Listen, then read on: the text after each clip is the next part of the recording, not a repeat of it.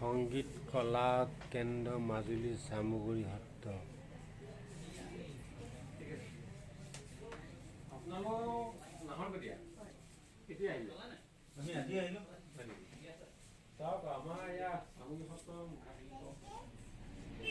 চামগুৰি সত্ৰৰ মুখা শিল্প। এইটোকে 2003 চনত ডক্টৰ ভূপেন দাই ৰাষ্ট্ৰীয় পৰ্যায়ত স্বীকৃতি দিলে। সংগীত নাটক একাডেমি তাম্ৰপত্ৰ পালে তেতিয়াই বিখ্যাত হৈছিল।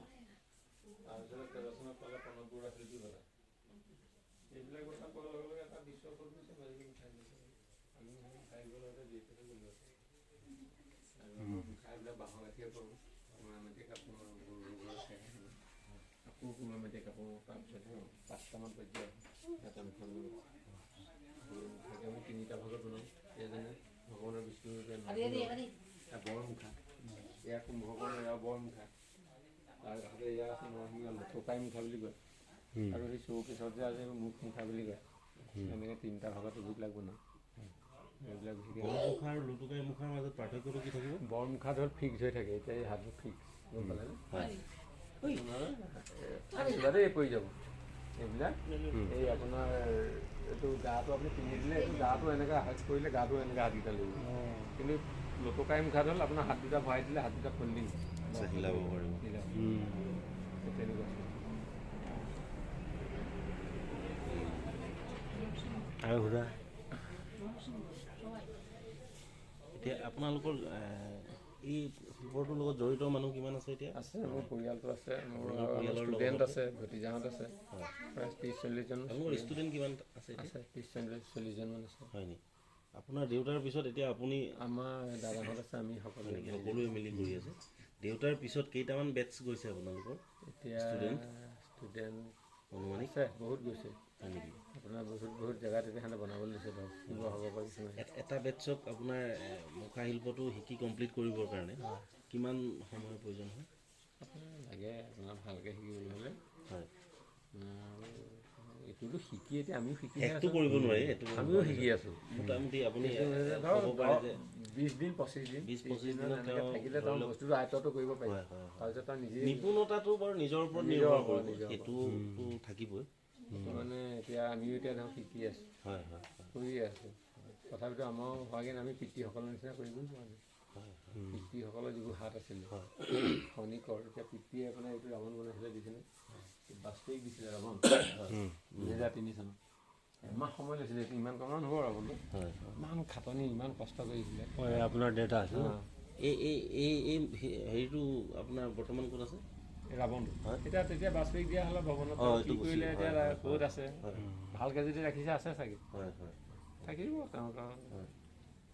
তাৰপাছতে আপোনাৰ পিতৃসকলে হাতৰ কামবোৰ এতিয়া আমি বহুত। আপোনালোকে যিকেইজন খনিকৰ এতিয়া কৰি আছে ঘৰৰ পৰিয়ালটোৰ বাদেও যিবিলাক বিক্ৰী কৰি আছে, এতিয়া কিমান দূৰলৈকে গৈ আছে? পিছত গৈছে, এতিয়াও গৈ আছে। আপোনাৰ দেউতাৰ দিবহে পোৱা নাই। আচ্ছা, ইমানেই মানে খনিকৰহে কমিছে তাৰমানে। ইচ্ছুক হয়নে নতুন প্ৰজন্ম? তেতিয়া বহুত ল'ৰা আহিছে, আজিহে অহা নাই, এনে দেখিলে কাম কৰিয়ে থাকিব। হয়।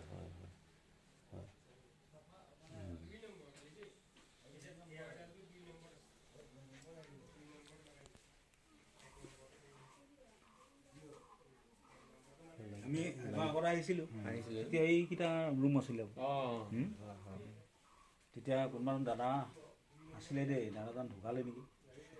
তেতিয়া সিমান হেৰি হোৱা নাই, মুখাৰ ঘৰ তেতিয়া বনোৱা হয়। ঠিক আছে, মুখা শিল্পৰ কাৰণে আপোনালোকে কষ্ট কৰিছে, ইয়াৰ ফলাফল নিশ্চয় ভালেই হৈছে। ভালেই গোটেই বিশ্বতে আদৰি লৈছে, চাবলৈ আহিছে বিশ্বলৈ। গতিকে আমিও সেই মুখা কলাৰ লগতে জড়িত। আহিলে আমিও ইয়াতে যিমান পাৰোঁ চেষ্টা কৰোঁ দেখুৱাবলৈ। মাজুলী বুলি ক'লে বিশ্বই চিনি পায়। হয়। ভাল লাগিলে আপোনালোকৰ বক্তব্য শুনি। হয় নিশ্চয়, আজিৰ কাৰণে আপোনালোকৰ আশীৰ্বাদ লাগিব আমাৰ সদায়। আমাৰ আশীৰ্বাদ আছে, আশীৰ্বাদৰ যোগেদিহে আমাৰ এইটো আগবাঢ়ি যাব।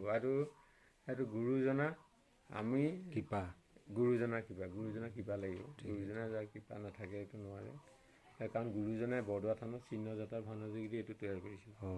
ঠিক এই মুখাই খলাত 500 বছৰ আগতে চিন্তা কৰক 500 এটা সময়ত সকলোতে আছিলে কিন্তু সকলোৱে ধৰি ৰাখিব নোৱাৰিলে কিন্তু আমাৰ সৌভাগ্য আমি পিতৃ পিতামহসকলে বহুত কষ্টৰ দুৰ্যোগৰ মাজত জীয়াই ৰাখি আজিহে মাজুলী এনেকুৱা হৈছে এটা সময়ত আমি ছমাহ পানীত থাকিব লাগে ছমাহে আপোনাৰ খৰালি ছমাহ বাৰিষা পানী আৰু হ'বই আৰু ঘৰৰ ভিতৰত পানী সোমাবই একাঠু তাৰ মাজত এই সংস্কৃতি জীয়াই থাকিলে এতিয়া আচৰিত বুজিছেনে বৰ দুখ লাগে কেতিয়াবা আমাৰ পিতৃ পিতামহসকলৰ মনত পৰিলে যদি সুবিধা পালেহেঁতেন আৰু কত কি কৰিব পাৰিলে আজিৰ তাৰিখত চৰকাৰী কিবা সাহাৰ্য বা তেনেকুৱা কিবা চৰকাৰে তেনেকৈ সাহাৰ্য মানে কি আৰু এইটো এই ঘৰটোৰ কাৰণে অকণমান সুবিধা এটা দিছিলে তৰুণ গগৈ দিনত টকা 4 লাখমান দিছিলে সেইটোৱে আৰু তাৰপৰা আজিলৈকে কোনো চৰকাৰে এতিয়ালৈকে দিয়া নাই আৰু বিচাৰিছোঁ যদিও তেওঁলোকে ইমান গুৰুত্ব নাই তেওঁলোকে আৰু পকৰত আমি এতিয়া ঘূৰি ফুৰিলে আমাৰ কাম নহয় যিমান পাওঁ এতিয়া নিজেই এইবোৰ কৰি লৈছোঁ এইবোৰ দিয়ে ওপৰ বাঁহৰ